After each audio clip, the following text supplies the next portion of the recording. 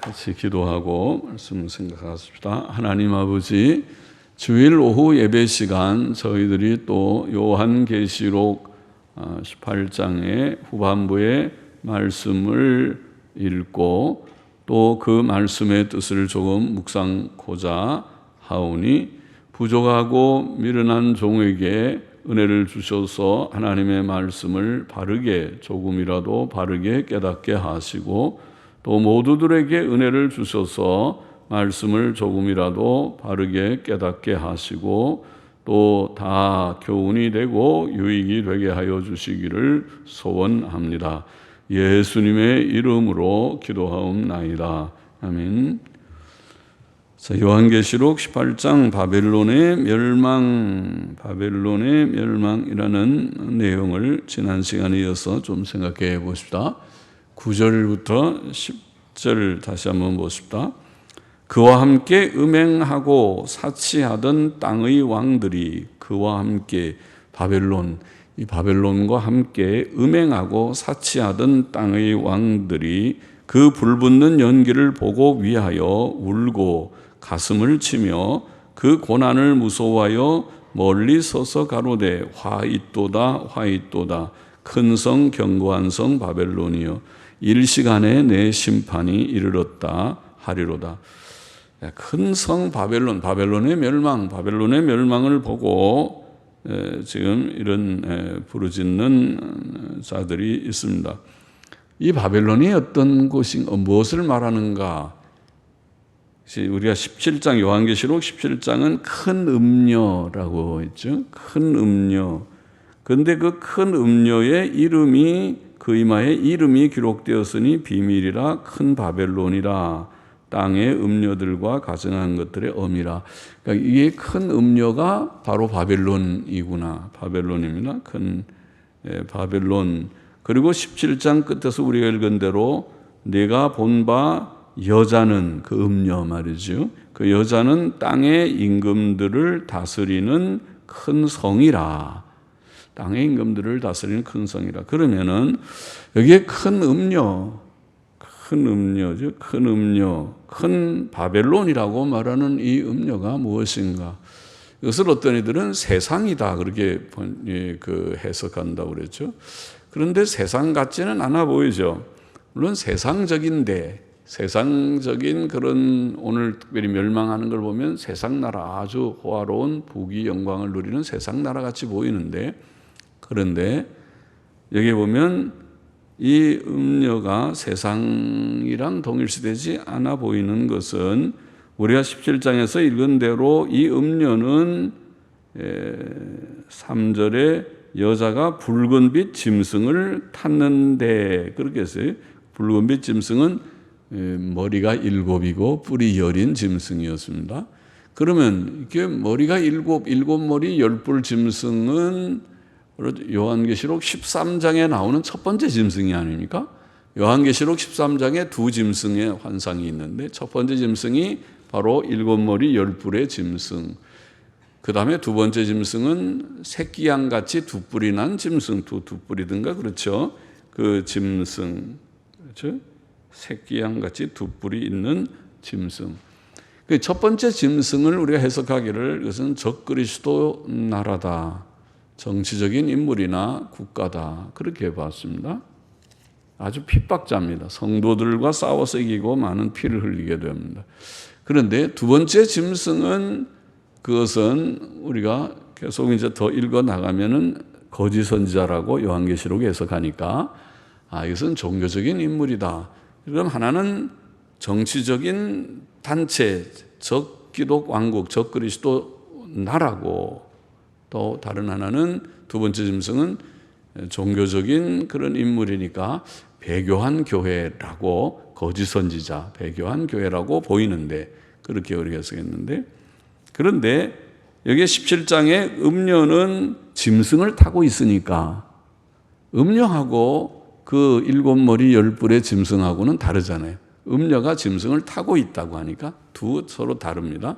그러면 지금 짐승은 바로 앞에서 적그리스도 나라라고 했는데, 적그리스도 나라를 음녀가 타고 있는 그런 모습입니다.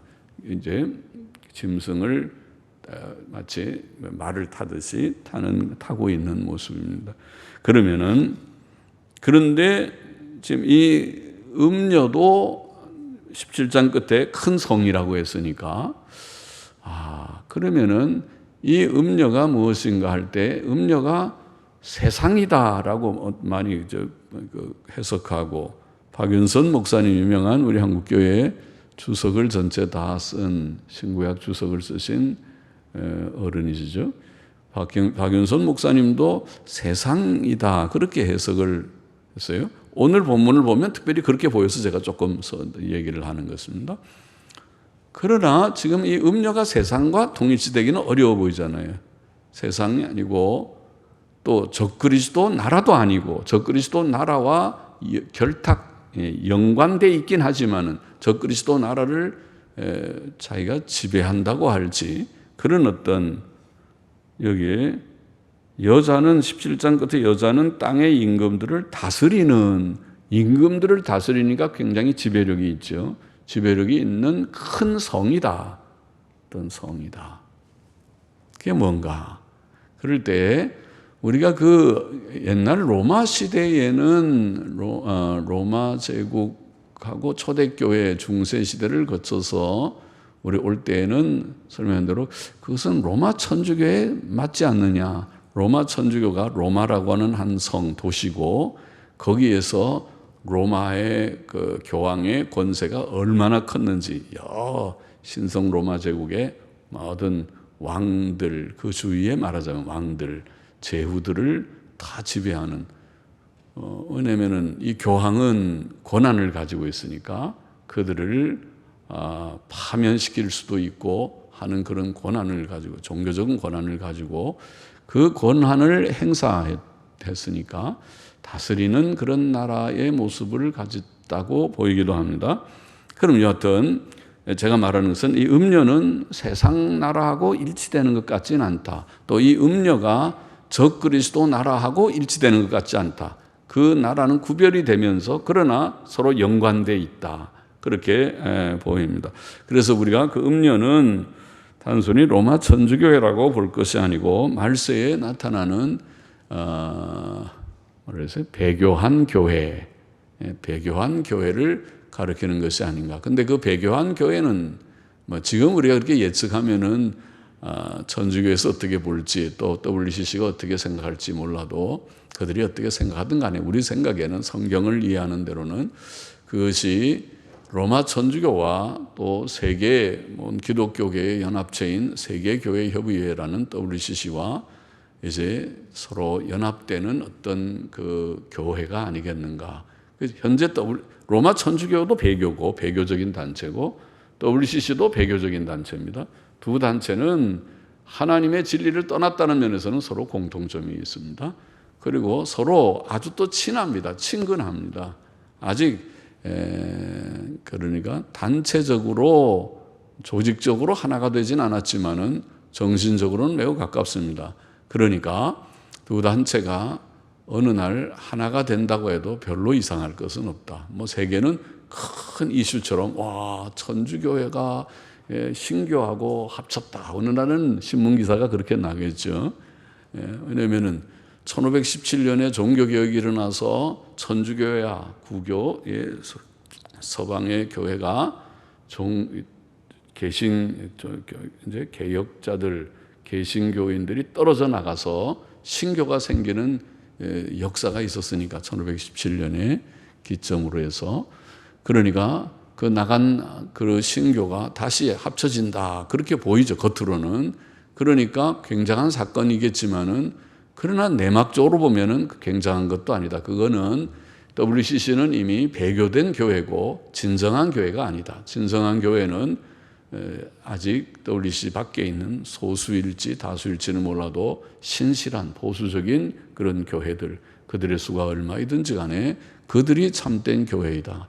그들이 흰옷 입은 무리들이고, 그렇지 않은 자들은 사실은 물든 자들, 배교에 대해서 잘 몰라서 머물러 있는 자들도 있고, 알면서도 거기에 머물러 있는 자들도 있고 할 것이니까 그것은 참된 교회의 모습은 아니다. 그렇게 보입니다.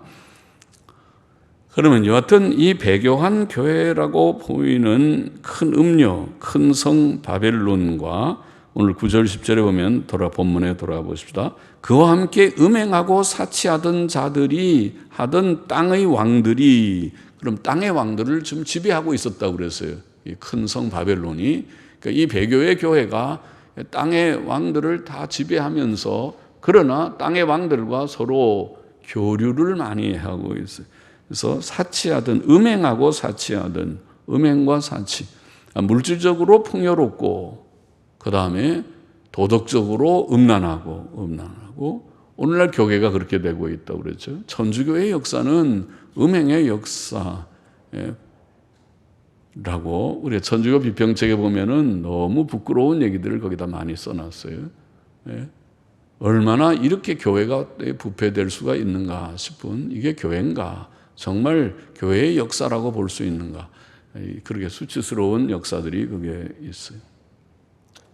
그런 말들이 역사에 많이 있었고 증거가 있어요.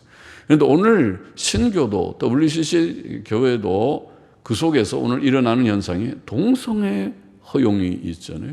동성애 목사들이 있고 동성애 허용을 하고 낙태도 허용하고, 그러니까 그것은 좀 순결한 교회의 모습은 아니에요. 순결한 교회는 제7계명인데 7계명 성 문제는 무슨 결혼 아니면은 허용이 될 수 없는 것은 대원칙인데 7계명을 어기는 것을 허용할 수 없죠. 그건 교회도 아니죠.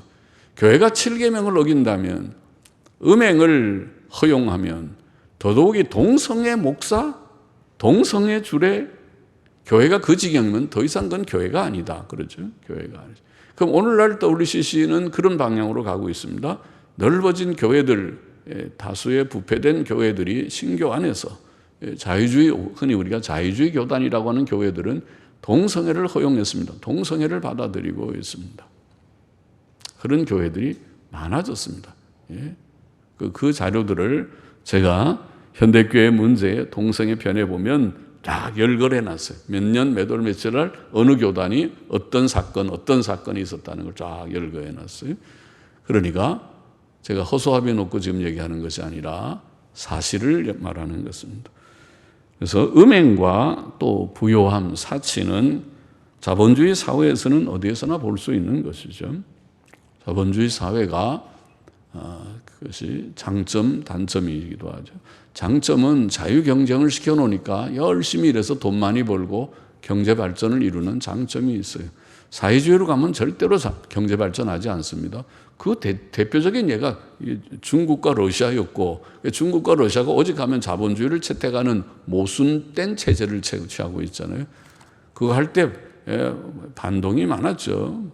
아니, 공산주의 우리 국가가 자본주의를 채택하다니. 그러나 그 자본주의를 채택하면서 한 논리가 검은 고양이나 흰 고양이나 쥐 잘 잡는 고양이가 좋은 거 아니냐. 그런 논리를 가지고 자본주의를, 우리가 다 공산주의 하면서 굶어 죽으면 되느냐.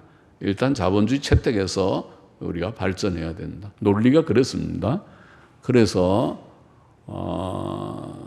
그것이 먼저 부자가 되고 보자. 선부론이라고도 하고, 또 뭐 흑묘, 백묘, 무슨 뭐라고 그러던가, 그런 묘가 고양이 묘자인가요? 무슨 흰 고양이, 검은 고양이, 그런 얘기를 하면서 그렇게 이제 자본주의를 채택했습니다. 왜 채택합니까? 공산주의 그냥 하시지. 공산주의 갖고는 안 되니까. 중앙 통제적으로 하니까 경제가 다 죽어버려요. 경제는 장마당 경제로 해야 살아나는 거예요. 북한처럼 중앙 통제로 하니까 지금 배급도 못 주고 있어요. 뭐 미국 탓하지만 미국 탓이 아니라, 그는 미국 탓 아니라도 안 되게 돼 있어요. 그거는. 그러니까 장마당 경제라도 해야 살아나니까 내버려 두는 것이에요. 그래야 경제가 돌아가게 돼 있어요. 자본주의를 해야 경제가 발전해요. 사회주의 하면 경제가 망해요. 서로 다 일 적당히 해도 돈 다 주는데 누가 열심히 합니까? 일 안 해도 월급 착착 나오는데 누가 일해요? 그러나 성과급 해보세요. 그럼 발전합니다. 일한 만큼, 성과한 만큼 돈 주겠다 그러면은 열심히 해갖고 돈 많이 받아가려고 발전하죠. 그럼 발전하게 돼 있어요. 그건 이치가 그렇게 되어 있는 거예요. 그러니까 이제 단점 약점이죠. 그래서 부유해지긴 하는데 그러나 또 거기에 모든 부작용도 있어요. 그러다 보면 부자가 너무 부자고 너무 사치하고 또 어려운 사람들을 돌아보지 않고, 물론 그런 문제가 있죠. 그건 다 문제가 있으니까. 그럼 그렇다고 해서 사회주의로 가면 좋습니까? 사회주의하면 다 죽어요. 우리나라처럼 이제 자꾸 통제해갖고 뭐 법 만들고 다 이거 안 된다 저거 안 된다 다 통제해버리면은, 그러면 모든 경제가 다 죽어버리고 나중에 다시 회복시키기가 쉽지가 않을걸요. 그러니까 다 장단점이 있는 것입니다. 여하튼 지금 여기에 있는 모습은 배교한 교회는 부요와 음행과 사치를 하던 땅의 왕들과 그들 서로 연관이 되어 있어요. 땅의 왕들이 바벨론 도시와 더불어 무역도 많이 하고 말하자면, 그래서 거기에서 많은 부를 그들이 누리게 됐다고 그렇게 묘사하고 있습니다. 그런데 바벨론이 망했으니까 그들이 그것을 보고 너무 놀라서, 와, 세상에 저런 그 큰 성, 견고한 성 바벨론은 망하지 않을 것이라고 생각한 그 성이 망하다니, 그렇게 지금 부르짖는 것입니다. 일시간에 내 심판이 이르렀다. 일시간에. 저 큰 성, 저 부요한 성은 결코 망하지 않을 것이다. 한 성이 망하는 것입니다. 17절 보십시다. 땅의 상고들이 그를 위하여 울고 애통하는 것은 다시 그 상품을 사는 자가 없음이라. 그 상품은 금과 은과 보석과 진주와 세마포와 자주 옷감과 비단과 붉은 옷감이요, 각종 향목과 각종 상아 그릇들이요, 값진 나무와 청동, 아까 진유는 청동이라요, 청동과 철과 옥석으로 만든 각종 그릇들이요, 계피와 향료와 향과 향료와 유향과 포도주와 감람류와 고운 밀가루와 밀과 소와 양과 말과 수레와 종들과 사람의 영혼들이라. 바벨론아, 내 영혼에 탐하던 과실이 내게서 떠났으며 맛있는 것들과 빛난 것들이 다 없어졌으니 사람들이 결코 이것들을 다시 보지 못하리라. 자, 이런 묘사를 보면은, 이런 묘사에 아까 박윤선 목사님 해석처럼 여기에 큰 음료, 이 바벨론은 세상 나라가 아니냐. 이 묘사를 보면 꼭 세상 나라에 맞아요. 그렇죠? 세상에 아주 풍요로운 자본주의적인 큰 국가 같은 것이 보여요. 근데 이런 묘사는 큰 음료, 곧 바벨론이 어떤 부요한 세상 나라들과 연합되어 있음을 보입니다. 그렇죠? 그러니까 이 큰 배교한 교회는 배교한 교회로만 따로 있는 것이 아니라 세상의 부요한 나라들하고 다 연관되어 있다고 보입니다. 그래서 온 세계 상인들이 이 성과 거래를 하고 있었다고 보입니다. 그래서 그 성의 멸망을 애통할 것이다. 그들이 취급했던 물품들을 여기에 열거하고 있어요. 보면 첫째로 금, 은, 보석, 진주 등의 귀금속이 있어요. 그죠? 장사하는, 무역하는 사람들이 돈 많이 되는 거죠. 금은 보석, 다이아몬드, 진주, 목걸이, 이런 각종 보석들을 취급하고 있죠. 둘째는 세마포, 자주 옷감, 비단, 붉은 옷감 등의 옷감들, 멋있게 또 옷을 해서 입어야 되죠. 근산. 그래서 옷감들. 셋째는 각종 향목, 상아, 값진 나무, 노쇠, 철, 옥쇠 등으로 만든 고급 그릇들. 그래서 근사하게 다 장식하고 살아야 되지. 집을 가꾸는 모든 가재 도구들이라고 합니까? 집 안에 있는 도구들, 소파들, 그릇들, 그런 것들을 근사하게 다 갖추고 살아요. 아주 화려한 거죠. 지금도 우리나라도 부잣집들은 엄청 멋있게들 꾸미고 살 것입니다. 서양도 마찬가지고요. 어려운 사람은 그냥 그런 거 별로 그런 데까지 신경 쓸 수 없지만은 돈 많으면은 다 그런 거 갖추고 살겠죠. 그러면 넷째로 계피, 향료, 향유, 유향 등 향품류죠. 그것도 장사 잘 되는 거죠. 요새 그걸 뭐라고 그러는 거예요? 향수 장사라고 그러나요? 요새 그런 아주 고급 향수들 다 여자들이 좋아하고 남자들도 좋아해서 향수들도 조금씩 다 땀 냄새 난다고 향수들 뿌릴지도 모르죠. 다섯째로 포도주, 감람류, 고운 밀가루, 밀 등의 식료품들, 먹고 살아야 되니까 이런 식료품들. 총망라되어 있네요. 이 상품들이 아주 다양하네요. 여섯째로 소, 양, 말 등의 가축들과 수레들까지. 그렇죠? 그걸 타고 다니는 운반수단이기도 하고 또 키워서 잡아먹는 그런 식품도 되고 소, 양, 또 말들, 그리고 수레들 다 필요한 그런 것들이죠. 그런 거 다 장사하고 일곱째로 흥미있는 것은 종들과 사람의 영혼들이다. 이런 표현도 있어요. 앞으로 어떻게 될지, 앞으로 이제 지금까지는 아직 그런 것은 없지만은 종들은 있을 수 있겠죠. 사람도 거래를 하고 사람의 영혼들, 생명을 거래해야 한다. 그래서 어떻게 될지 앞으로는 아주 우리가 이 과학이 발달하면서 이상한 이제 그 현상들이 좀 생기죠. 그 복제 인간이라고 그러나요? 복제 인간들. 또 이제 사람을 비슷한 사람을 많이 찍어낼 수 있는 그런 기술들. 찍어낸다면 이상하죠. 지금은 그런 불임 클리닉 같은 그런 병원들에서는 그런 기술들이 조금씩 있다고 하죠. 그러니까 쌍둥이 만들어내는. 그러니까 이 사람이 임신하면은 수정란이라고 하는 수정란이 얼마까지는 그것이 분할하면 똑같은 그게 서로 쌍둥이가 나온다는 것입니다. 그래서 기계적으로 그걸 분할합니다. 그러면은 똑같은 복제 인간을 만들어낼 수, 똑같은 쌍둥이들을 그걸 몇 번 복제하면 할수록 똑같은 쌍둥이를 그걸 지금 법으로 못 하니까 윤리적으로 안 된다고 그러니까 안 하지. 기술적으로는 이미 가 있어요. 할 수 있다는 것입니다. 그런 기술이 있어요.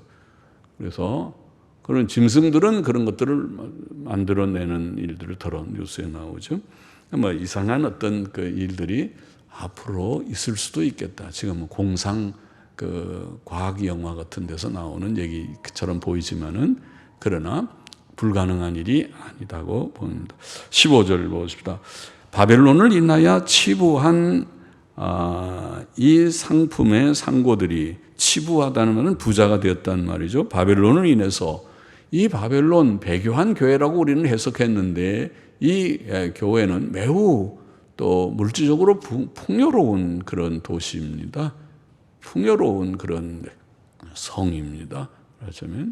그래서 이 바벨론을 인하여 치부하여 부자가 되었다고 표현합니다. 이 상품의 상고들이 그 고난을 무서워하여 멀리 서서 울고 애통하여. 마치 이게 꼭 뭔가요? 이 무역 도시와 같은 거죠. 우리가 홍콩에 가면 모든 게 다 있다고 그렇게 하듯이 말이죠. 우리가 서울에도 지금은 이제 많이 죽었다고 그래서 참 슬픈데 우리가 서울에 한때는 바로 얼마 전까지도 지금은 다시 회복이 되는지 모르지만 아직은 그렇게 보이지 않는데 동대문 시장에 새벽 시장을 가면은 없는 물건이 없이 아마 다 있을 것입니다.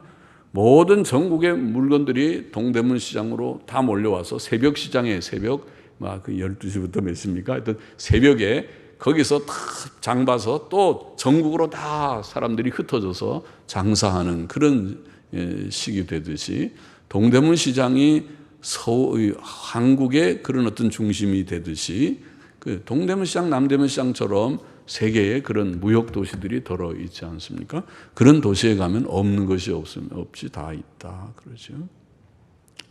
제가 미국에 있을 때도 그게 필라델피아나 뉴욕만 가더라도 거기에 한인 우리 식품점에 가면은 한국에 없는 것도 다 있다고 그러더라고요. 없는 것이 없을 정도로 다 들어와 있어요. 모든 게 거기 가면은 고바우나 무슨 지금 그런 몇 개 식료품점에 가면 엄청 별별 것들이 다 있습니다. 그런 얘기 제가 사보진 않았죠. 그런 얘기를 하더라고요. 그러니까 그럴 수 있죠. 무역하는 사람들이 그거죠. 별별 가서 다 수입해 와서 거기서 좀 이문 남겨서 팔면은 되니까 돈 있는 사람들이 얼마든지 와서 사고 그러는 거죠. 그래서 치부하는 것입니다. 그래서 이 성이 망하니까 그들이 울고 애통하여 가로되 화잇도다 화잇도다 큰 성이여 세마포와 자주와 붉은 옷을 입고 금과 보석과 진주로 꾸민 것인데 그러한 부가 일시간에 망하였도다. 각 선장과 각 처를 다니는 성객들과 선인들, 뱃사람들과 바다에서 일하는 자들이 멀리 서서 그 불붙는 연기를 보고 외쳐가로되 이 큰 성과 같은 성이 어디 있느뇨 하며 티끌을 자기 머리에 뿌리고 울고 애통하여 외쳐가로되 화잇도다 화잇도다 이 큰 성이여 바다에서 배 부리는 모든 자들이 너의 보배로운 상품을 인하여 치부하였더니 부자가 되었더니 일시간에 망하였도다. 자, 큰 음료로 인해 부자 되었던 상인들과 선장들과 뱃사람들이 그 성의 멸망을 인해서 멀리 서서 울고 애통할 것이다. 그렇게 되어 있는 거죠. 그들은 그 큰 성에 불붙는 모습을 보면서 그 성의 이전의 부귀와 영광이 이처럼 일시간에 망하는 것을 인해서 무서워하며 울며 애통할 것이다. 그러나 반대로 20절에 하늘과 성도들과 사도들과 선지자들아 그를 인하여 즐거워하라.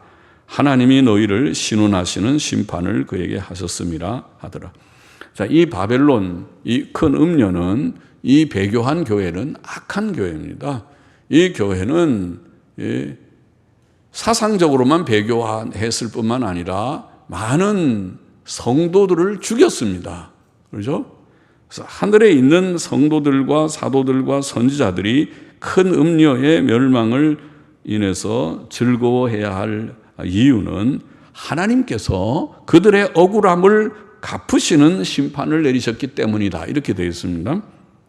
그 큰 음녀, 곧 배교한 교회가 17장 6절, 18장 24절에 보면 하나님의 참된 종들과 성도들을 많이 죽였다고 되어 있어요. 많이 죽였다.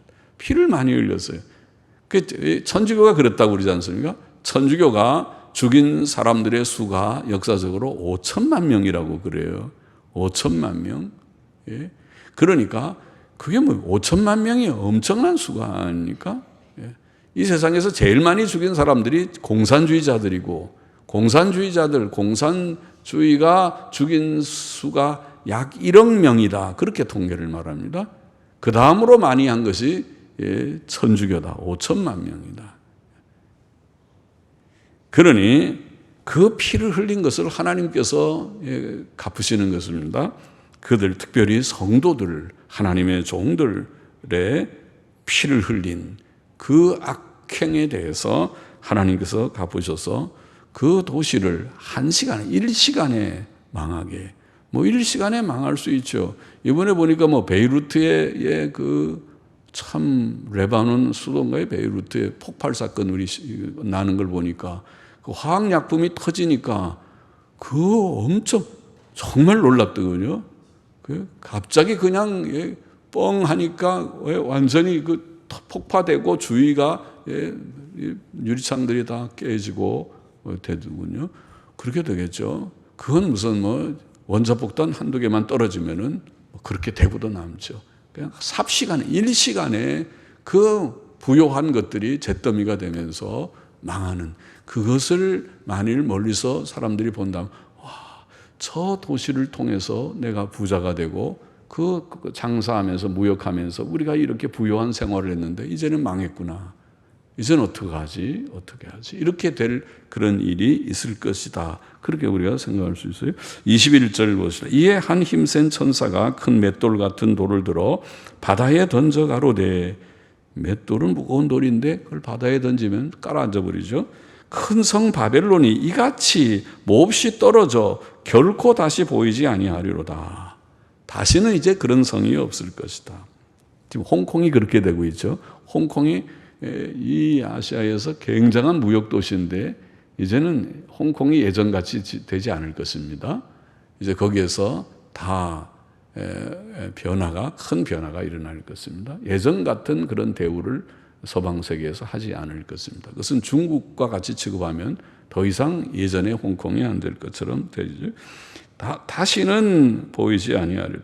또 검은 고 타는 자와 풍요하는 자와 퉁소 부는 자와 나팔 부는 자들의 소리가 결코 다시 내 가운데서 들리지 아니하고, 물론 어떤 세공업자, 장인들, 기술자든지 결코 다시 내 가운데서 보이지 아니하고, 또 맷돌 소리가 결코 다시 내 가운데서 들리지 아니하고, 등불빛이 결코 다시 내 가운데서 비치지 아니하고, 신랑과 신부의 음성도, 그 재미있는, 사람 사는데 가장 좋은 일 중에 하나가 결혼식 하는 거잖아요.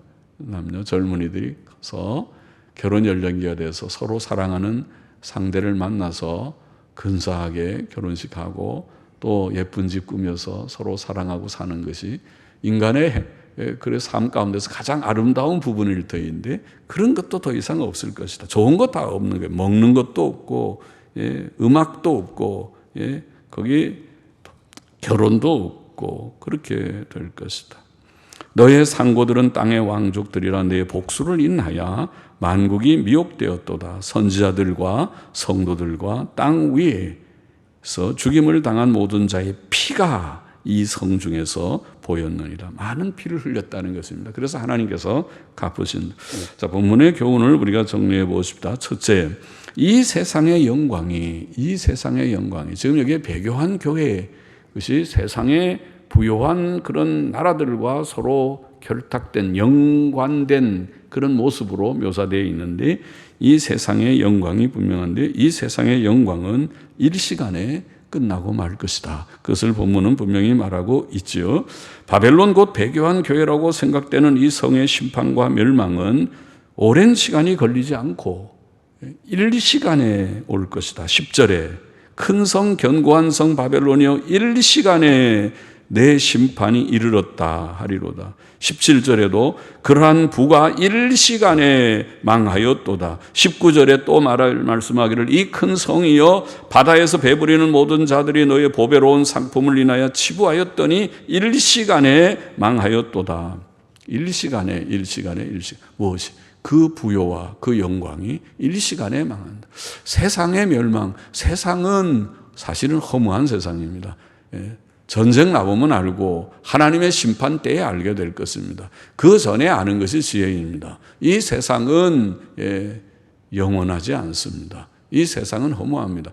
그러지 않아도 세상이 금방 심판을 안 당하는 것처럼 봐도 우리 자신이 늙고 병약해서 우리가 죽을 것이고, 그렇죠? 많은 사람들이 그렇게 가는 과정 속에 있을 것이고, 그러나 바로 알면 나 자신도 늙고 이 세상도 사실은 덧없는, 그것은 성경이 말하고 있는 거예요. 전도서는 책 한 권 전체가 이 세상이 헛되니 모든 것이 헛되다는 말을 30몇 번이나 반복하는 책 한 권의 메시지가 헛되다, 허무에 대한 것이에요. 이렇게 책 한 권에서 가르쳐 주는데도 여전히 아니라고, 세상은 허무하지 않고 의미가 있고 세상이 얼마나 좋은지 나는 세상에서 열심히 살 거라고. 살아보세요.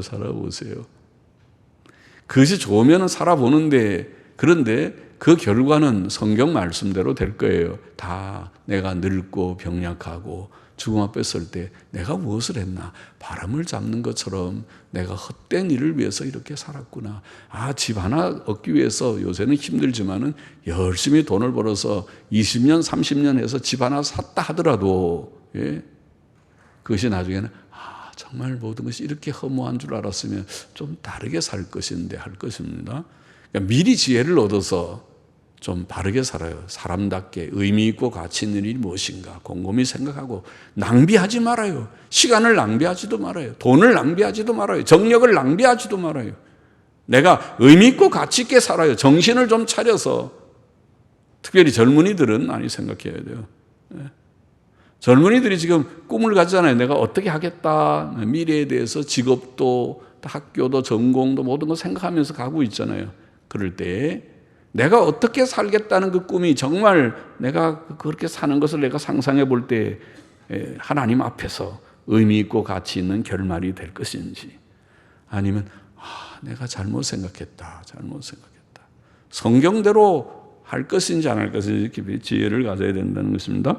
이 세상은 허무하다. 이 세상의 부귀 영광은 일시적이다. 지나가는 것이다. 허무하다. 그렇게 성경이 보이고 있고, 특별히 이 바벨론의 멸망을 통해서 다시 한번 강조하고 있고, 둘째로 하나님께서는 성도들과 주의 종들의 원수를 갚아주실 것이다.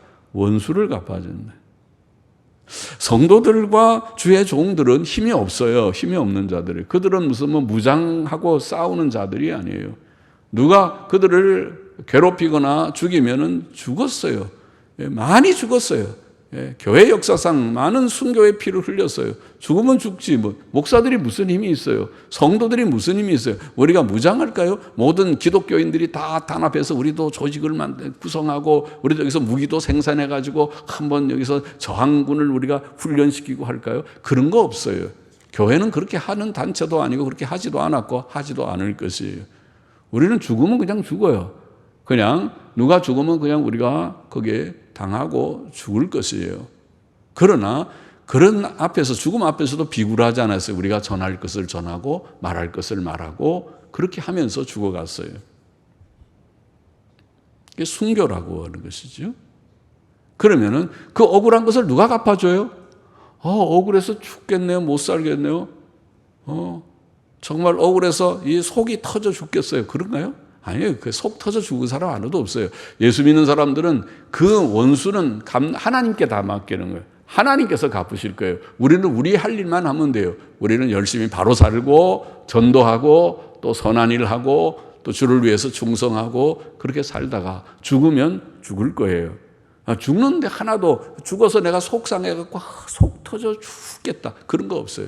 우리는 할렐루야 찬송 부르면서 죽을 거예요. 왜냐하면 하나님께서 갚아주시는 거예요. 진짜 갚아주세요? 갚아주세요. 어떻게 알아요? 이게 본문에 그랬잖아요. 20절에, 오늘 읽은 20절에 하늘과 성도들과 사도들과 선지자들아 그를 인하여 즐거워하라.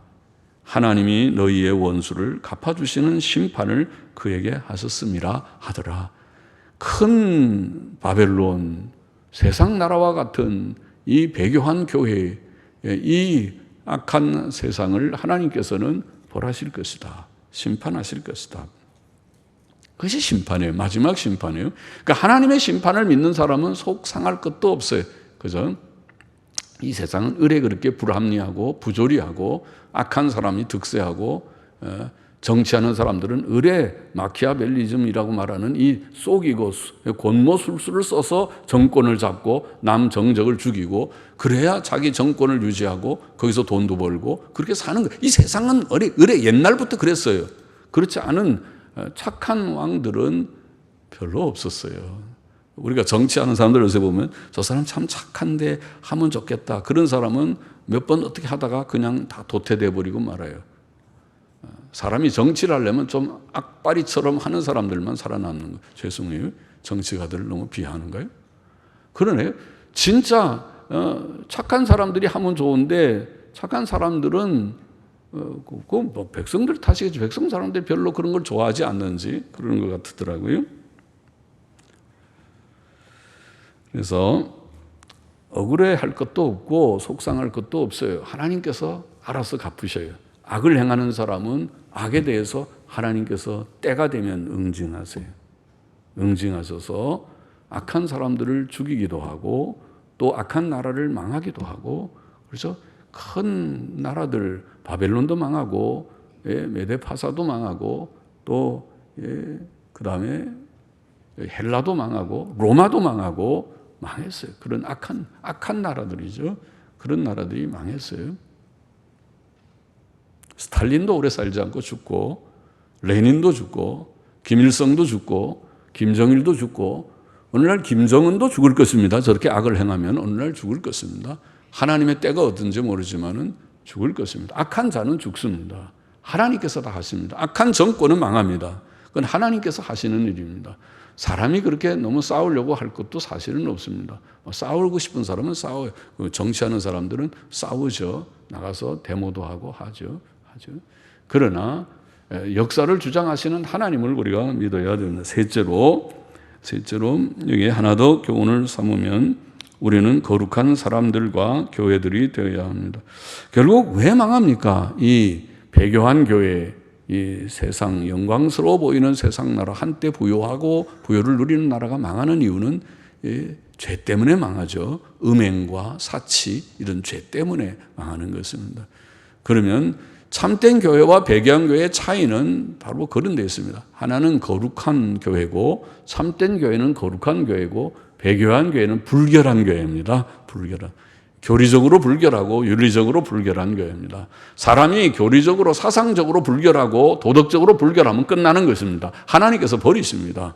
그거를 기뻐하시겠습니까? 그러나 참된 교회가 돼요. 참된 교회는 땅에서는 고통을 덜어 받지만은 그러나 영생이 보장되어 있고 하나님께서 그와 함께 하시고 하나님께서 그들 편에 서 있고 하나님께서 그들을 위하여 때때로 심판하시고 하실 것입니다. 하나님께서 우리에게 성경을 통해 주시는 것은 하나밖에, 오전에도 말했지만은 주의 재림을 받기 위해서 믿음에 견고히 서고 사랑에 풍성하고 또 거룩한 흠없는 삶을 살라, 그밖에 없어요. 그렇게 준비하면 된다 그 말과 같아요. 땅 위에서 우리가 바로 사는 거 중요해요. 죄 짓지 말고 거룩하게 살아요. 거룩하게. 베드로전서 1장 15절 16절의 말씀과 같이 너희를 부르신 거룩한 자처럼 너희도 모든 행실에 거룩한 자가 되라. 모든 행실에. 젊은이들도 거룩하게 살아요. 그래야 성공합니다. 그렇지 않으면 망해요. 망하는 것입니다. 예? 지금은 아직 뭐가 돈이 있는 것 같고 어떤 거 같지 몰라도 죄 지으면 망합니다. 죄 지으면 망해요. 어른이나 아이나 똑같습니다. 그것은. 거룩하게 살아요. 하나님 앞에 죄 짓지 않으려고 해야 돼요. 요셉이 왜 총리까지 올라갔습니까? 요셉은 자기가 보디발의 집에서 종 노릇하는 종이었지만은 주인 보디발이 자기에게 모든 것을 다 정권을 맡겼어요. 착하니까, 충실하니까 요셉에게 간섭하지 않고 다 맡겨. 네가 알아서 다 해라. 알아서 다 해라. 하나도 거기 간섭하지 않았어요. 그러나 그 아내는, 보디발의 아내는 요셉이 함부로 해서는 안 되는 대상이었어요. 그렇죠? 그런데 그 아내가 요셉과 자꾸 눈짓하면서 동침하자고 유혹할 때에 요셉이 내가 이것은 할 수 없다고. 주인이 내게 모든 것을 다 허락했지만은 당신은 주인의 아내인데 내가 아내를 범하는 죄를 하나님 앞에서 지을 수가 없습니다. 그것이 요셉이었어요. 하나님께서 그것을 귀히 봐서 요셉을 들어 쓰시는 겁니다. 요셉이 죄 지었으면 죄 지어도 별로 표도 안 날 것이에요. 아무도 없는데 죄 지었을 수 있어요. 그러나 요셉은 하나님이 쓰시는 요셉, 성경에 기재된 요셉이 될 수 없습니다. 불결한 사람은 하나님이 쓰지 않습니다. 깨끗한 그릇을 하나님께서 쓰시게 되어 있습니다. 젊은이들도 어른도 아이도 다 우리가 거룩한 삶을 구해야 됩니다. 거룩한 사람이 되어야 합니다. 오늘 여기에 세상 영광은 일시에 끝난다, 헛된 줄 알고 또 하나님께서 성도들과 주의 종들의 원수를 갚아주시는 줄을 알고 마음에 속상할 것도 없고 너무 속 터져서 병이 나거나 그러지 말아요. 그럴 거 없어요. 세상은 의뢰 그런 거예요. 하나님께서 다 아셔요.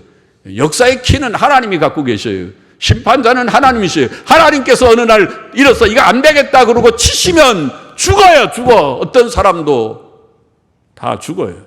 하나님께서 치시면 단박에 죽어요. 다 망해요.